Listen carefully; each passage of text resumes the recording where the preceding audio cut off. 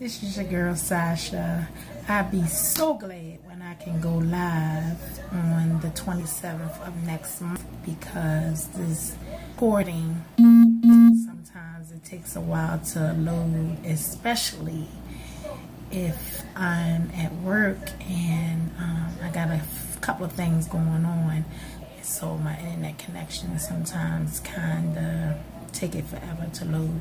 But anyway, I just want to say that I watched a Young Love, however you say it, Fix My Life. And I was real sad because the episode was about a mother that was 46, which I'm 46 as well, had 4 children, 3 girls, 1 boy. And the son, who's now deceased from sickle cell disease, molested the youngest daughter, which is his sister. These were very beautiful girls, and the young man was handsome as well. But it happened because he was molested, and also the mom admitted that she was molested as well. Now,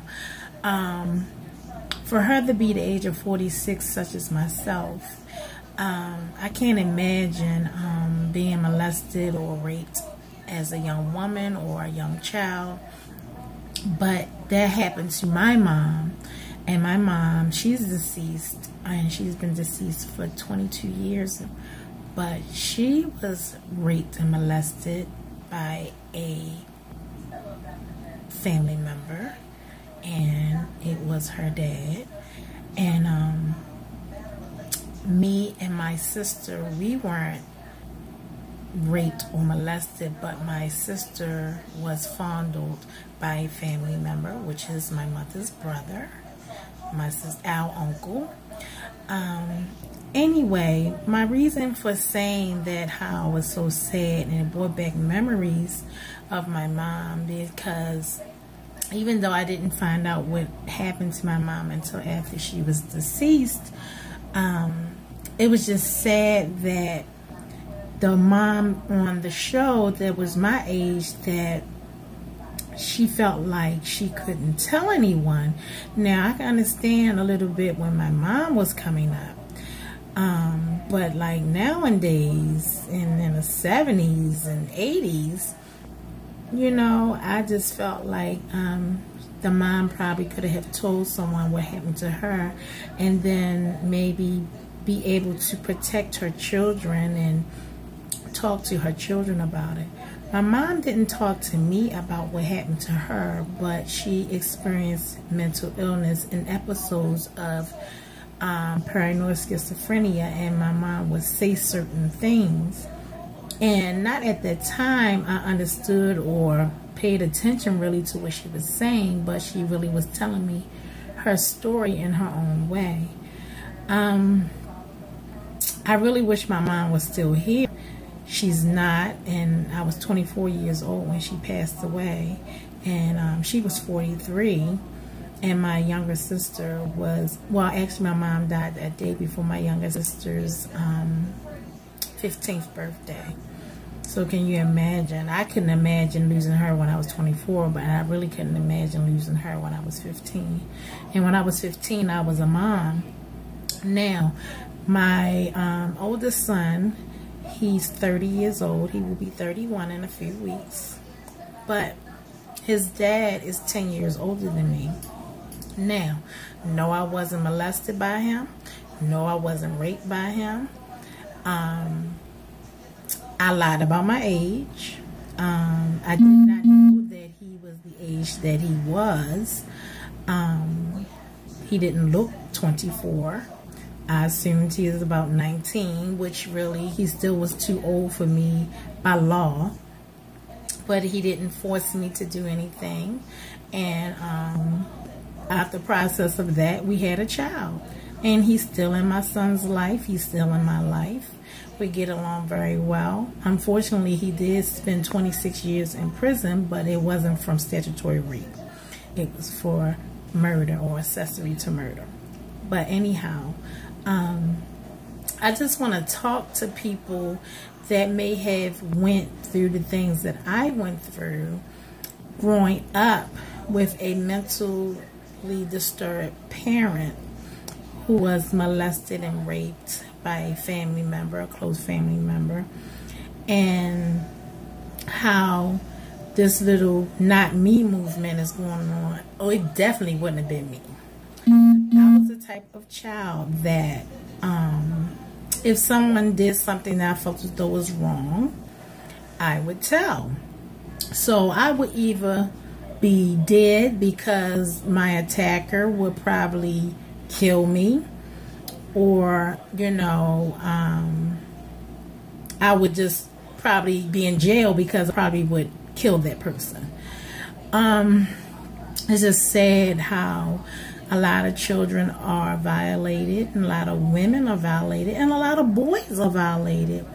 I have no problem with gay people, lesbians, even though gay and lesbians is probably about the same or fall in the same category, but I don't have any problem with anybody from the LGBTQ community. My daughter is 24 years old. She's gay. I've known probably since she was about 14, maybe 15, that she was liking girls. She didn't really come out to me until she was about 16, I think. But I noticed a difference in her, and I kept asking her, and she kept saying no, and I had to let her know that if she was, I still loved her. She went through a about when she would try to hurt herself. She was very depressed. I would not know what I would have done if she would have succeeded at hurting herself, and I'm glad she didn't. I'm glad that I was able to help her get through what she was going through and the feelings that she was feeling. Sorry y'all, that's my food. But I'm trying to eat me some lunch while I'm at work, and also looking online for some homework while I work. I'm a private caregiver, if you're wondering. So I take care of a elderly person, which is my grandmother in some sorts. I've been in a family for some time now. But anyhow, back to what I was saying in reference to our children, boys and girls that are being violated by these nasty ass people. But the show, it kind of inspired me to want to go on her show, because even though it hasn't happened to me, it still affects me. My mom not being here and finding out what happened to her and by who really affects me. I have one living parent that's left. That's my grandmother, my maternal grandmother, my mother's mother. My dad died 4 years after my mom from throat cancer.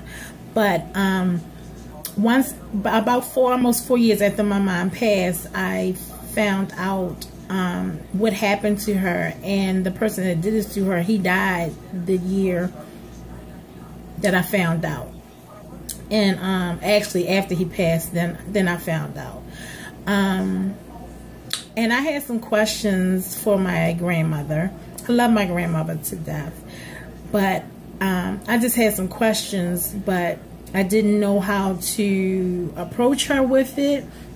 I don't want to come off as disrespectful. I don't want to hurt her feelings. I just need answers, and it's hard for me to bring myself to do it. I would love to go on the show, but I don't think that my grandmother or even some of my family members would like for that to happen, because, you know, as they say, people like to throw stuff under the rug. But this is not about anybody else. This is about me and how I feel. So I probably won't apply to be on a show, but I just need to get myself together and my sister together to sit down and have a talk with my grandmother. I just recently saw her at a family function, and just normal, you know. I love her, I kiss her, I hug her, you know, but I just deep down inside still have these reserved feelings like, you know, did you know? Or how did you let this happen? Or what was going on? And to my knowledge, I heard also that it happened to her when she was young, and it was like a repeated cycle. But the cycle really stopped at me, even though my sister was molested. Well, not molested, fondled by an uncle. And I'm quite sure I probably was at a younger age that I can't remember. The farthest I can remember is, I can really remember being things from 5 years old. Now, when I was 2, my parents got married, and we moved from out of the family home, which was my mother's parents' house, and moved with my dad's mom for a few months until we got our own house. So, from birth to about 2 years old, I'm quite sure some things may have happened to me, but I can't remember them, so therefore I don't know who did it. But the reason why I'm saying that I'm quite sure something did happen to me, because at a very young age, I was very hypersexual. And what I mean by that is I was fascinated with, if I saw dirty magazines at a family member's house, I was fascinated with that. I also experienced touching myself and finding pleasure in that at a very young age. I had sex at a very young age. I liked the way it felt. Nobody did anything against my will. But I truly believe if I was probably to sit at a doctor's office, a psychologist's office, and maybe be hypnotized, it'll probably come out. Long as I can't really remember and know who did it, I'm fine with it. But if something like that would have happened to me when I was of age, could, you know that it was wrong, or know that I didn't want it from that person, or that person, I knew that person wasn't supposed to be touching me like that. Like I said, I would either be dead or in jail, because I would either kill them or they would kill me. So anyway, I just want us as a people to talk to our children, because there's too much of it going on. I know a lot of parents, some of them are lost souls, and they might be on drugs and stuff like that. But if you have a family member or even a friend who has children, just look out for them, because these babies are being violated, and they're being killed, and they're being snatched, and a lot of the kids don't know right from wrong. They believe everything if someone tells them. And also, please teach your children that getting money or getting candy or something that they want from somebody because they want something from them is not always a good thing, or it's not a bad thing if you don't get something that you want. Because a lot of these violators are using that for children, especially some poor children, or children who might just their parent may not just have a lot of things that they want, and they want to try to keep up with their friends. Explain to them that somebody offering you something that you want for something that they want is, it's good to say no. Saying no is not a bad word. I say no to my children all the time, and I got a 3-year-old also, and my word is no, no, no. Now, Daddy, on the other hand, I keep telling my husband that I really hope our toddler will be a very, very good girl, because if not, he's going to be very heartbroken. She has him wrapped around his finger. I say no, he say yes. She gets to the point now, she'll just go to him, and if he says yes, I had to come back behind and be like, no. I just I like to live in reality and let her know that it's not okay to do some of the things that you do. But I'm probably going, like I said, when I be able to go live, I'll probably do another video, live video, and so we can discuss, and I can do a live. Then I can do a live. Then I can also communicate with people because I'll have a live chat. But I can't do that because I can't go live and I'm recording. So other than that, push like, subscribe, send your friends.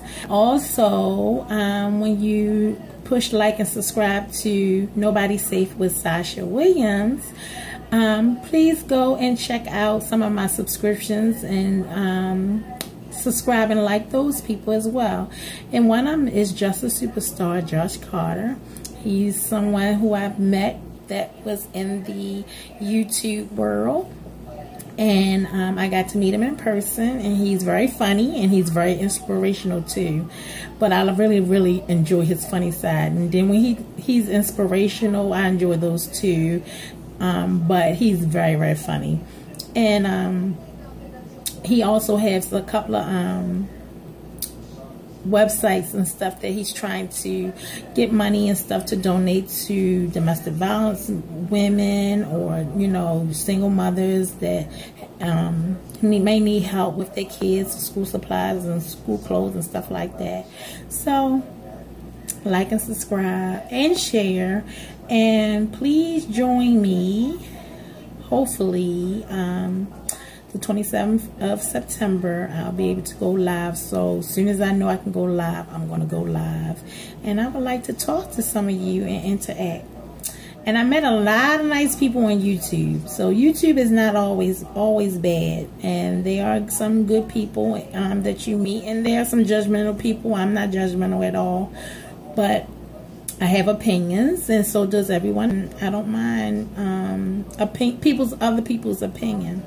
So other than that, have a good day. I'm about to eat my shrimp and my french fries. I really shouldn't be eating no french fries, but I'm about to eat my stuff. And then I'm probably going to, well, not probably, I'm going to feed my client, my lady. I'm going to feed her, and then I'm probably going to take me a nap.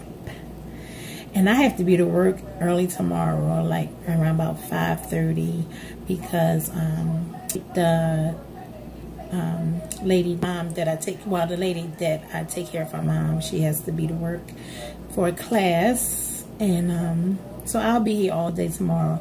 So I'm going to make sure I got me something good to drink and maybe something good to eat, because I'm going to be here from 5:30 a.m. to like 7:30 at night.